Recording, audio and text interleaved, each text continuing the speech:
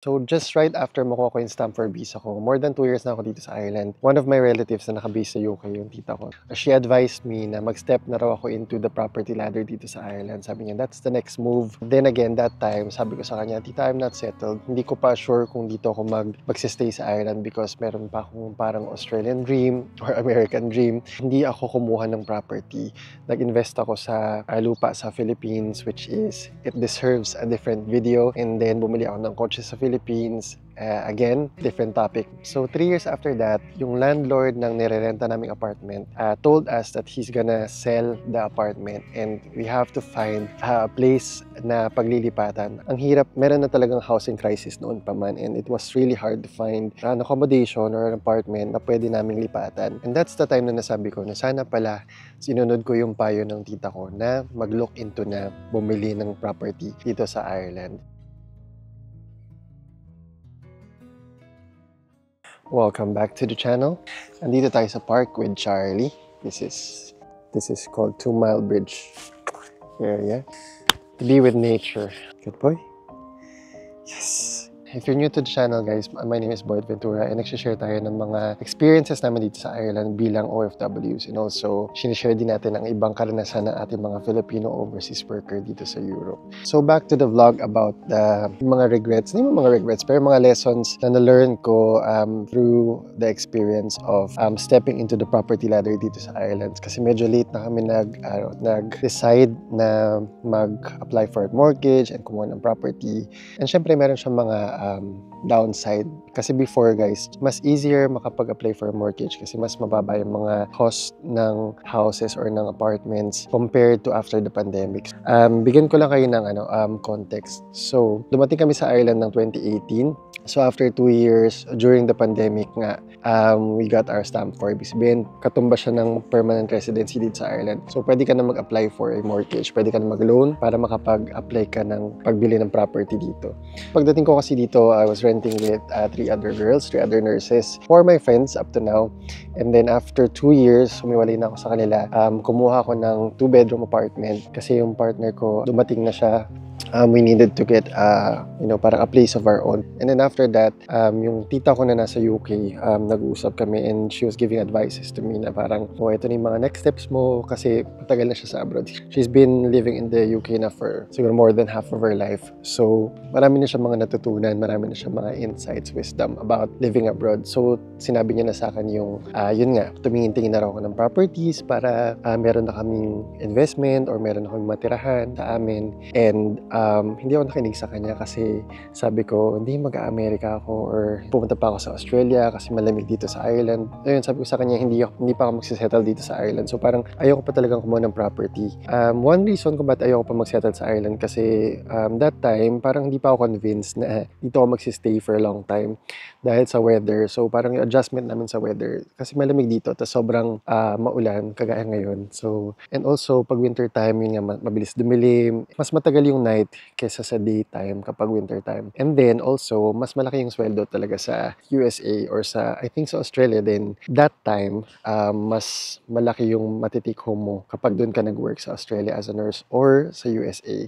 Based on my parang friends' experiences. So, hindi talaga kami convinced na magstay dito sa Ireland, me and my partner. Pero more ako na hindi ako convinced na magstay dito.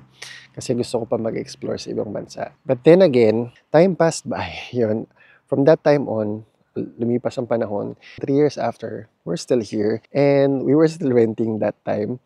Yung landlord namin nag-decide na ibenta yung apartment na inuupahan namin. So we were renting a 2-bedroom apartment which is 900 euros per month, which is sobrang mura na nun for that kind of accommodation dito sa Ireland. That time, nung sinabi niya sa amin na ibebenta niya yung apartment, we were worried kasi ang hirap ng humanap during parang patapos na yata yung pandemic that time. Ang hirap, meron na talagang housing crisis noon pa man and it was really hard to find an accommodation or an apartment na pwede naming lipatan. That time sabi ko, sana pala nakinig ako sa tita ko. Kasi yung panahon na, hindi ko alam kung nanonood si tita, pero yun nga, nasabi ko na rin sa kanya to na parang sana pala tita sinunod kita. Kasi nung time na yun na sinabi niya sa akin na mag-look into ka na sa mga properties, ganyan-ganyan. Meron na talaga akong pondo, nakaipon na ako nun, especially during pandemic kasi ang daming trabaho, ang daming overtime. Tapos yung mga pay rate pa nun talagang tumataas kasi tinaasan nila kasi yung mga incentive dahil magjo-duty ka during pandemic sa ICU, tapos sobrang understaffed. So, ang dami talaga namin naipon. And wala ka rin mapuntahan, wala ka naman paggagastusan. So, ang nangyari kasi bumili ako ng car for my parents, ganyan. Second hand lang naman, pero still, it was a big chunk of our money na pwede na rin namin pang down for the mortgage, for buying a property dito sa Ireland. And also, nag-start ako maghulog para sa bumili ng lupa, which is parang nasa million din yun, 1.2. And then, hindi ko siya natapos, pero I'll tell you on a different vlog. Merong parang sad story about that na hindi ko rin inaasahan. So, mga financial regrets ko na, yes, I've learned the hard way. So, ang nangyari noon, 2023, nag-isip kami kung ano bang gagawin namin. Maglilipat ba kami para mag-rent ulit? Or this time, magsi-step into na kami sa property ladder dito sa Ireland. Pero that time kasi, we didn't have money kasi nag-spend na kami for other things, diba? Me and my partner, parehas kaming nurses. Parehas kaming breadwinners, so parehas kami nang may pinapadalan sa family.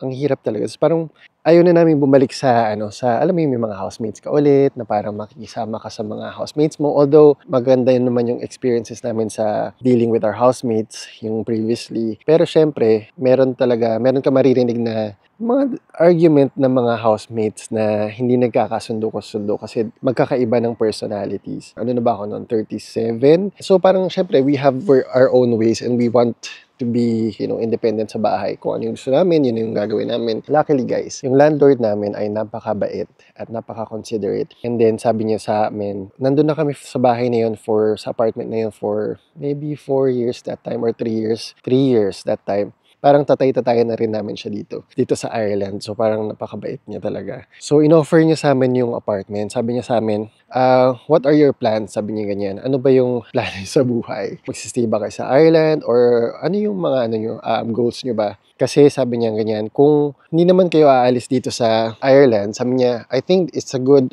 move for you para yun na nga, magkaroon na ng property sa Ireland. Kasi itong landlord namin na to, marami siyang investments, marami siyang properties dito around Ireland. And magre-retire na siya, kaya gusto niyang ibenta yung apartment na tinitira namin. Diniscuss namin sa landlord namin yung situation namin. Sabi namin, ganito, willing kami na magbilin tong property na to or kunin yung apartment na to, pero wala kaming pang down payment for now. So, that's our situation. Kasi ang sabi niya sa amin, ano ba yung maitutulong ko sa inyo? Parang sabi niya, gaano katagal bago kayo makaipon ng pang-down 10%? And what can I do to help your situation? Nung diniscuss namin sa landlord namin, sobrang thankful kami kasi sabi niya, dalawa kasi yung bedroom ng apartment. Dito kasi kapag umupa ka ng apartment, kunyari kami lang dalawa yung umupa initially, and then magpapasublet ba yung tawag doon, ng isa pang tao, tapos kami yung kuha ng pera, hindi siya pwede. So, kailangan mo siya ipagpaalam sa landlord. Siyempre, hindi mo pwedeng kuhanin yung pera kasi parang hindi naman sa'yo yung property para magpasublet ka, diba? Pinayagan niya kami magpasublet. Sabi niya sa amin, kumuha kayo ng another housemate, tapos paupahan yung isang kwarto, and then, yung upa nung another person na yun, kunin nyo na lang. Ipunin nyo, pandagdag nyo sa pang-down. That's what we did. We used it para makapag-ipon kami ng pang-down. So, 1 year after that, hinintay talaga kami ng landlord. Sabi niya, guys, meron na ba kayo ipon? Or ano na bang story? And luckily, meron na kami na ipon nun. Kasi syempre nag-overtime kami and all that. And that's how we ended up buying our first property dito sa Ireland. Yung 2-bedroom apartment na meron kami ngayon.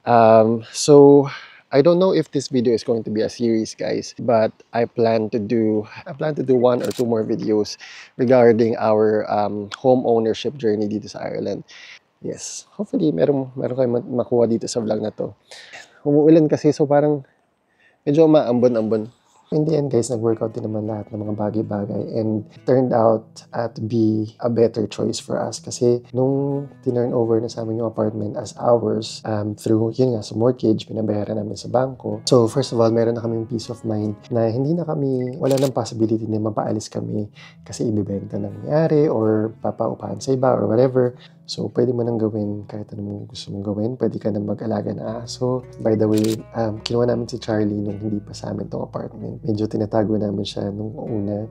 Later on, nung bibili na namin apartment, saka lang namin pinakita sa landlord na meron kaming puppy. Hindi man ito yung dream home namin or yung parang forever home namin. But this is ours and it's an investment and we're happy. So guys, kung nagsisimula kayo sa inyong home ownership journey dito sa Ireland, you can share your own stories sa comment section below. Also, if you're Filipino nurse or whatever worker dito sa Ireland and you're planning to buy a home, what are your biggest fears? Let me know your biggest fears in the comment section below para, we can learn from each other's experiences and journey. So, yan lang. We'll see you on the next one kasi lumalakas ang ulan. Bye! Riley, say bye. Goodbye. We'll see you next time. Bye-bye. Bye, guys.